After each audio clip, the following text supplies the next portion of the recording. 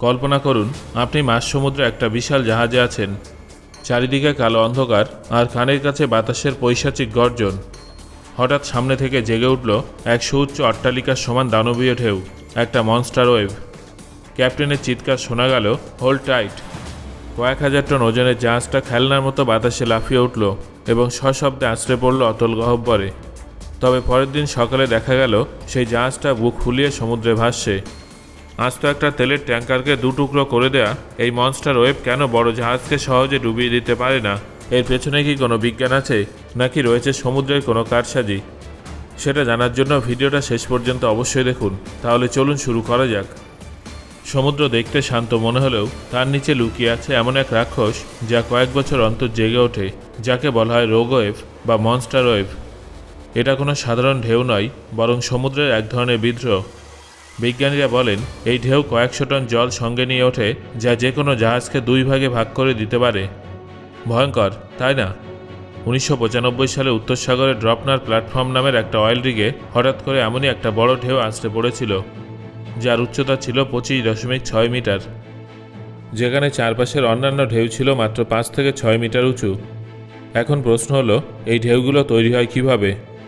আসলে যখন বাতাস, সমুদ্রের স্রোত এবং উপরিভাগের চাপ একই সময়ে এক চরম বিশৃঙ্খলা তৈরি করে, তখন সেই শক্তি এক জায়গায় জমা হয়ে বিশাল দানবের রূপ নেয়।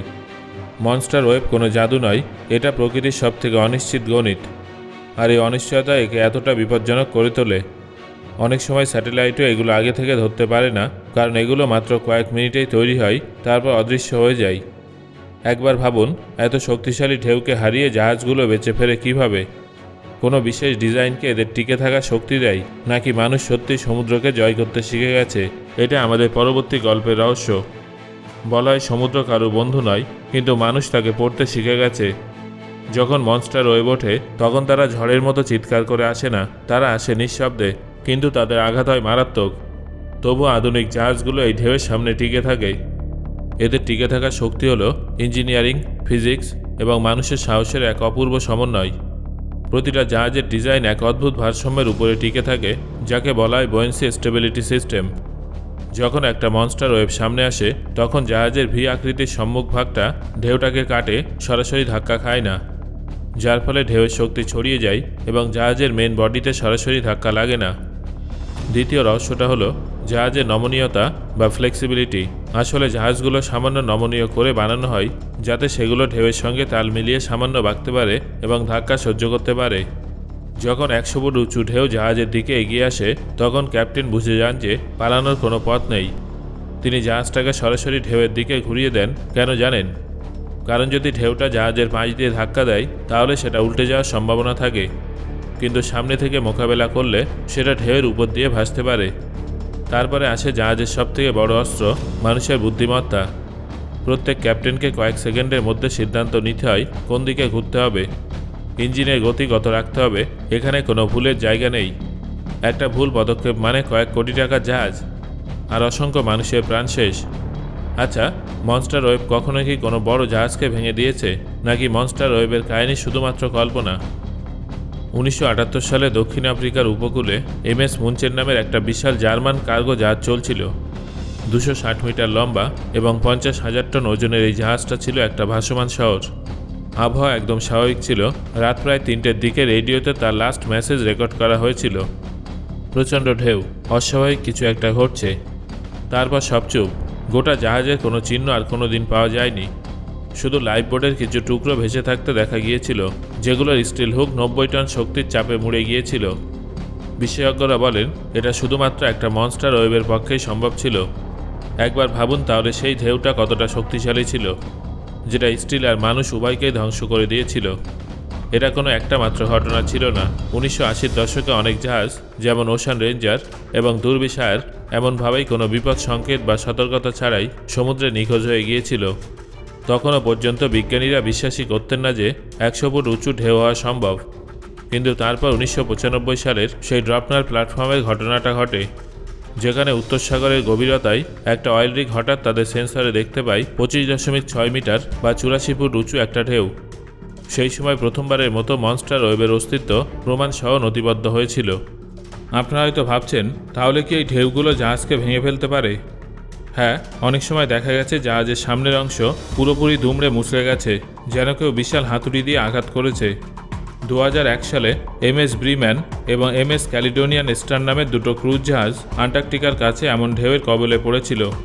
ঢেউগুলো তাদের জালনা ভেঙে দেয়, বিদ্যুৎ সংযোগ বিচ্ছিন্ন হয়ে যায় এবং জাহাজ অন্ধকারে ডুবে যায়। কিন্তু আশ্চর্যজনকভাবে দুটো জাহাজই বেঁচে ফেরে। কেন জানেন? কারণ ক্যাপ্টেনরা জাহাজটাকে সরাসরি ঢেউয়ের দিকে ঘুরিয়ে দিয়েছিলেন। কয়েক সেকেন্ডে নেয়া এই সিদ্ধান্ত শত শত প্রাণ বাঁচিয়ে দিয়েছিল। মনস্টার ওয়েভ মৃত্যুর মতো এলেও জাহাজের ডিজাইন এবং মানুষের সাহস তাদের থামিয়ে দেয়। তবুও প্রতিবার যখন কোনো ক্যাপ্টেন সেই ঢেউকে সামনে থেকে দেখেন, মনে একটা প্রশ্ন অবশ্যই জাগে, এবার কি বাঁচতে পারবো? আর এই ভয়টাই তাদের আরও দক্ষ করে তোলে। আপনারা অনেকে হয়তো ভাবছেন যে বর্তমান সময়ে স্যাটেলাইট, র্যাডার, এমনকি AI সিস্টেম কি এই দানবীয় ঢেউগুলোকে আগে থেকে চিনতে পারে? উত্তর হলো হ্যাঁ। 1970-এর দশকের জাহাজগুলো যেখানে শুধুমাত্র আবহাওয়া রিপোর্ট এবং পুরনো মানচিত্রের উপরে নির্ভর করত, সেখানে আজকের প্রতিটা আধুনিক জাহাজ AI, স্যাটেলাইট এবং স্মার্ট সেন্সরের ইশারায় চলে। প্রথমে ওয়েব র্যাডারের সম্পর্কে বলবো। এটা জাহাজের সামনের দিকে একটা ছোট সেন্সর, যা প্রতি সেকেন্ডে ঢেউয়ের গতি, উচ্চতা এবং দিক স্ক্যান করে। যখন কোনো ঢেউয়ের ধরন অন্যগুলোর থেকে আলাদা হয়, তখন এই সিস্টেম সাথে সাথে ক্যাপ্টেনকে সতর্ক করে দেয়। তারপর রয়েছে ডায়নামিক পজিশনিং সিস্টেম, যা যদি কোনো বিপজ্জনক এলাকা দিয়ে যায়, তাহলে এই সিস্টেম বাতাস, স্রোত এবং ঢেউয়ের শক্তির ডেটা বিশ্লেষণ করে জাহাজকে অটো কারেক্ট করে, অর্থাৎ জাহাজ নিজেই নিজের ভারসাম্য বজায় রাখে। কখনো কখনো ক্যাপ্টেন শুধু মনিটরের দিকেই তাকিয়ে থাকেন আর বাকি কাজ কম্পিউটার নিজেই করে নেয়। তারপর রয়েছে এখনকার সবথেকে উন্নত প্রযুক্তি, স্যাটেলাইট ওশানোগ্রাফি। স্যাটেলাইট প্রতি 3 সেকেন্ডে সমুদ্রপৃষ্ঠের তাপমাত্রা, বাতাসের গতি এবং ঢেউয়ের উচ্চতা রেকর্ড করে। কিছু AI মডেল তো এতটাই সঠিক ভবিষ্যৎবাণী করতে পারে যে আগামী 30 মিনিটে কোথায় রোগ ওয়েভ তৈরি হতে পারে সেটাও বলে দেয়।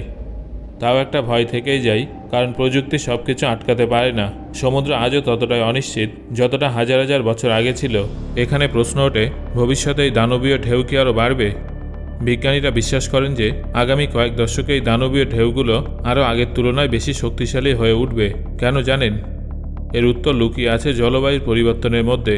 পৃথিবী ক্রমশ উত্তপ্ত হচ্ছে, আর তাপমাত্রা বাড়লে সমুদ্রপৃষ্ঠ বেশি তাপ শোষণ করে। সেই শক্তি পরে ঝোড়ো হাওয়া এবং বড় ঢেউয়ে পরিণত হয়ে থাকে। তাই নতুন প্রজন্মের ক্যাপ্টেনদের শুধু নেভিগেশন নয়, বরং ওয়েব সাইকোলজি বা ঢেউয়ের মনস্তত্ত্বও শেখানো হচ্ছে। কিছু কোম্পানি এখন অটোনোমাস শিপ বা স্বয়ংক্রিয় জাহাজ বানাচ্ছে, যা AI-এর মাধ্যমে বিপদের আগেই পথ বদলে নেয়। তবে এই পুরো বিষয়টার মধ্যে একটা জিনিস কখনো বদলাবে না, বিপদের রোমাঞ্চ। কারণ কোনো ক্যাপ্টেন যখন রাতে ডেকের উপরে দাঁড়িয়ে অন্ধকার সমুদ্রের দিকে তাকান, তখন তিনি জানেন নিচে কোথাও না কোথাও সেই রাক্ষস লুকিয়ে আছে, যে কোনো সময় সেই দানব বেরিয়ে আসতে পারে। এখন প্রশ্ন এটা নয় যে দানবীয় ঢেউকে কিভাবে থামানো যাবে, বরং প্রশ্ন হলো মানুষ কি সবসময় তাদের মোকাবেলা করার জন্য তৈরি থাকবে? কারণ ইতিহাস বারবার প্রমাণ করেছে, সমুদ্র যতই ক্ষুব্ধ হোক না কেন, মানুষ হার মানে না। ভবিষ্যতে যাই হোক না কেন, মনস্টার ওয়েভ আমাদের একটাই কথা শেখায়, শক্তি ভয় থেকে নয়, সাহস থেকে জন্মায়। সমুদ্র যতই উত্তাল হোক, মানুষ বারবার তার মাঝে আসার পথ খুঁজে নিয়েছে। জাহাজ শুধু লোহা নয়, আমাদের পরিশ্রম এবং আমাদের অদম্য ইচ্ছাশক্তির প্রতীক। ঢেউ আছড়ে পড়ে, ডুবিয়ে দেওয়ার চেষ্টা করে, কিন্তু আমরা যদি দিক ঠিক রাখি, তাহলে কোনো ঝড়ই আমাদের থামাতে পারবে না। সো বন্ধুরা, আজকের এই ভিডিওটা আপনার কেমন লাগলো সেটা অবশ্যই কমেন্ট করে জানাবেন। আর কোন তথ্যটা শুনে আপনি অবাক হয়েছেন সেটাও জানাবেন। ধন্যবাদ।